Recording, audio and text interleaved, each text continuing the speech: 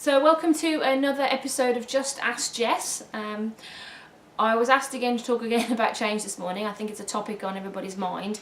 And somebody was asking me about my kind of main tips. So they are going to be leading a big change in their organisation. They were asking me for my 3 or 4 main tips in how to manage that process or what they're going to do. So the first thing I talked about was building a plan, which sounds pretty simple.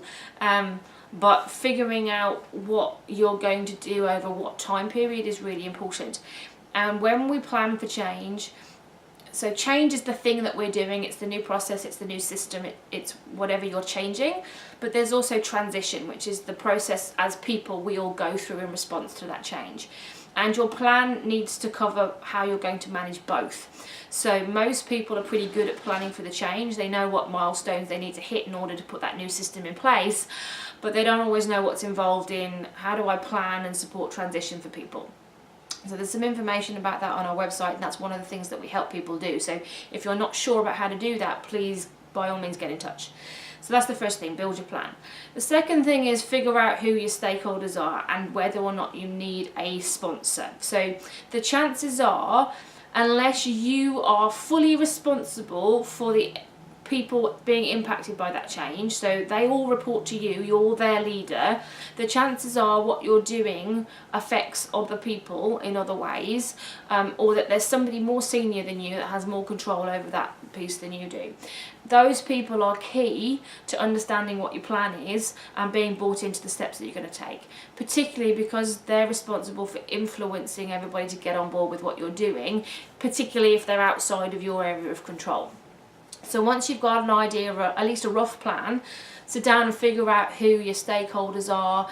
If you need somebody to be the big face of that change and really influence the organisation as a whole, who is that going to be?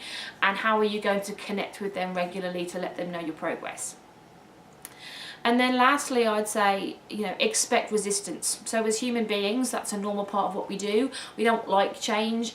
Even people that will tell you they're great with change, at some point there's a change that's going to phase them, and even people who are by assessment terms great with change still go through the same process of transition as everybody else. So expect that somebody's going to find your change difficult. That doesn't make them a bad person, but you need to have communication in place and training in place and support in place to help move those people along. So make sure your plan really covers that side of things, and train your leaders to expect that from their people and be ready to communicate effectively with them when it happens. So those would probably be my big 3. Build your plan, figure out your stakeholders and get them on board, and then expect and plan for resistance and train your leaders to deal with it. We do a lot of work helping people plan for change, because oftentimes what happens is people think the change is this big, and then when they do it they realise it's this big. That's because we've underestimated the amount of transition that people need to go through. We have a new program that's a modular program that helps you support you as you develop your plan and implement your change, and it kind of leads you step by step through how to do that.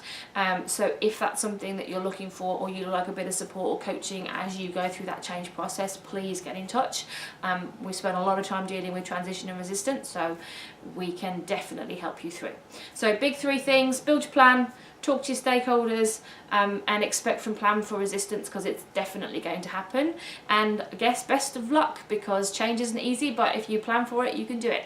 So there you go.